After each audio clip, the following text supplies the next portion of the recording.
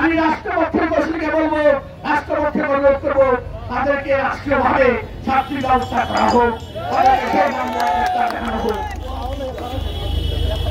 ভাইরা আমার, আজকে আপনারা এত কষ্ট করে এসেছেন, আপনাদের খুশির খবর হলো আপনাদের প্রিয় নেতা কে মুসা চিকিৎসা শেষে নির্বাচন প্রোগ্রাম করে দিয়ে এসেছেন। সেই জন্য আমি মহান রাব্বুল আলামিনের কাছে কৃতজ্ঞতা জানাই এবং বিএনপির পক্ষ থেকে বিএনপি মুসাকে অকৃত্রিম ধন্যবাদ ও ভালোবাসা জানাই এবং মুসার পক্ষ থেকে আপনাদের তো শুভেচ্ছা অভিনন্দন জানাই।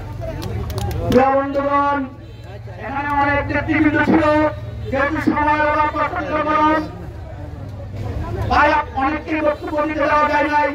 আপনারা ক্ষমা সুন্দর মিছিল দেখবেন। একটি কথা বলা বাকি রয়েছে, সেই কথাটি হলো নয়ন হত্যা মামলার বিচার দ্রুত আইনে ট্রাইব্যুনালে করতে হবে। এই নয়ন হত্যা বিচার ট্রাইব্যুনালের মাধ্যমে দ্রুত সময়ের মধ্যে কার্যকর করতে হবে এবং আনসারামপুর উপজেলা আওয়ামী লীগের অঙ্গ সংগঠনের যে সকল নেতৃবৃন্দ, যে সকল চেয়ারম্যানবৃন্দ এবং ক্যাপ্টেন তাদের পরিবারের সদস্যবৃন্দ, তাদেরকে নয়ন হত্যার আসামি করতে হবে। কেউ যদি নয়ন হত্যা নিয়ে খোলাপানিতে মাছ স্বীকার করতে চান, হুঁশিয়ার করে বলতে চান, আপনারা সেই কোন খোলাপানিতে মাছ স্বীকার সুযোগ আপনাদেরকে দেওয়া হবে না। উপজেলা চেয়ারম্যান, পৌর চেয়ারম্যান, তাদেরকে অবশ্যই নয়ন হত্যায় গ্রেপ্তার দেখাতে হবে, তাদেরকে গ্রেপ্তার করতে হবে। তারা বাংলার যেখানে লুকিয়ে থাকুক সেখান থেকে খুঁজে তাদেরকে বের করতে হবে। আমার ক্যাপ্টেন তার এবং তার পরিবারের সকল সদস্যের ব্যাংক অ্যাকাউন্ট ফ্রিজ করতে হবে।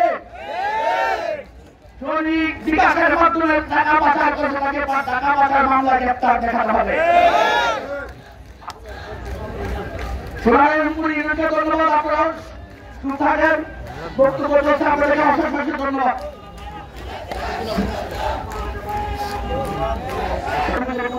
একটি কথা বলতে চাই, সরকারি সম্পদ কেউ ভাঙচুর করবেন না, কেউ লুটপাট করবেন না। এটা জনগণের সম্পদ, আমাদের সম্পদ, আমাদের ট্যাক্সের টাকায় এগুলো তৈরি করা হয়েছে।